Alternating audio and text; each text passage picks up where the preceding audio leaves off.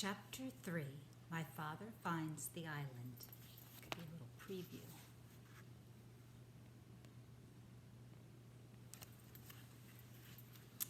My father hid in the hold for 6 days and nights. Twice he was nearly caught when the ship stopped to take on more cargo. But at last he heard a sailor say that the next port would be Cranberry, and that they'd be unloading the wheat there.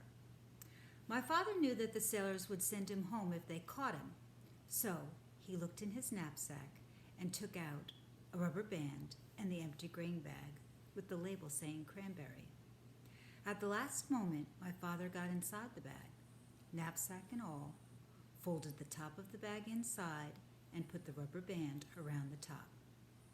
He didn't look just exactly like the other bags, but it was the best he could do.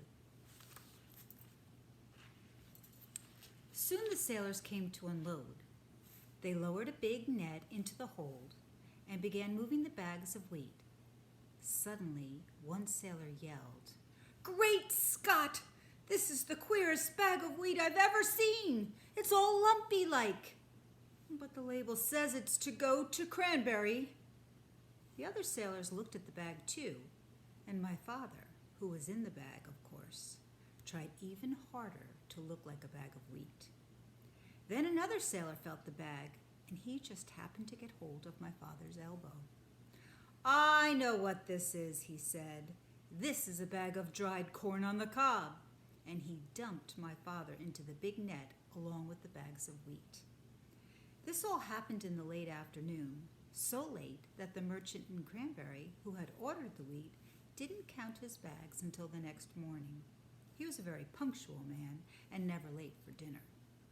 The sailors told the captain, and the captain wrote down on a piece of paper that they had delivered 160 bags of wheat and 1 bag of dried corn on the cob. They left the piece of paper for the merchant and sailed away that evening. My father heard later that the merchant spent the whole next day counting and recounting the bags and feeling each one, trying to find the bag of dried corn on the cob. He never found it, because as soon as it was dark, my father climbed out of the bag, folded it up, and put it in his knapsack. He walked down the shore to a nice sandy place and lay down to sleep.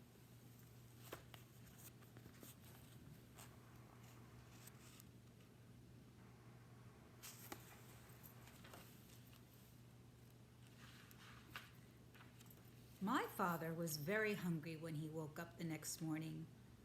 Just as he was looking to see if he had anything left to eat, something hit him on the head.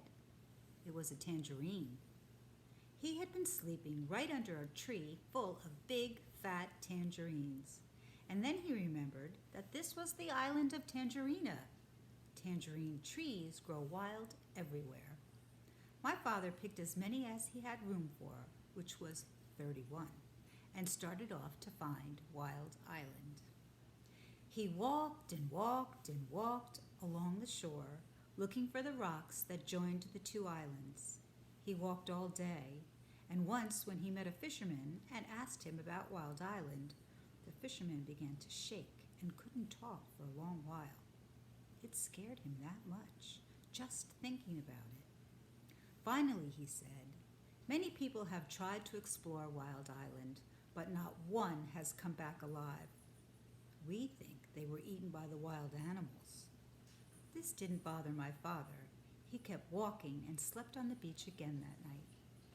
It was beautifully clear the next day, and way down the shore, my father could see a long line of rocks leading out into the ocean. And way, way out at the end, he could just see a tiny patch of green. He quickly ate 7 tangerines and started down the beach. It was almost dark when he came to the rocks, but there, way out in the ocean, was the patch of green.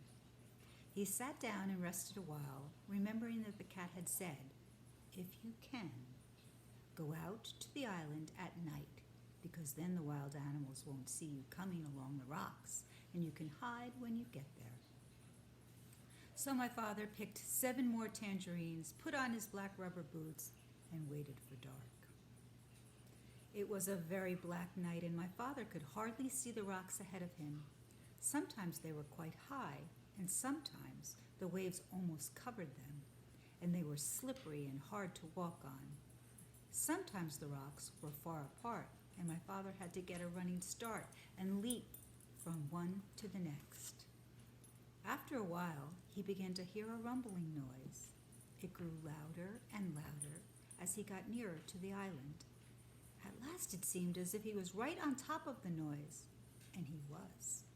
He had jumped from a rock onto the back of a small whale who was fast asleep and cuddled up between two rocks. The whale was snoring and making more noise than a steam shovel, so it never heard my father say, "Oh, I didn't know that was you." And it never knew my father had jumped on its back by mistake.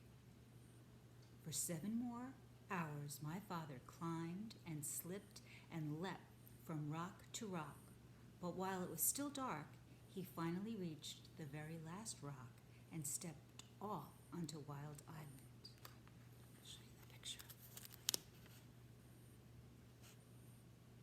There he is on the whale. And here's the next page.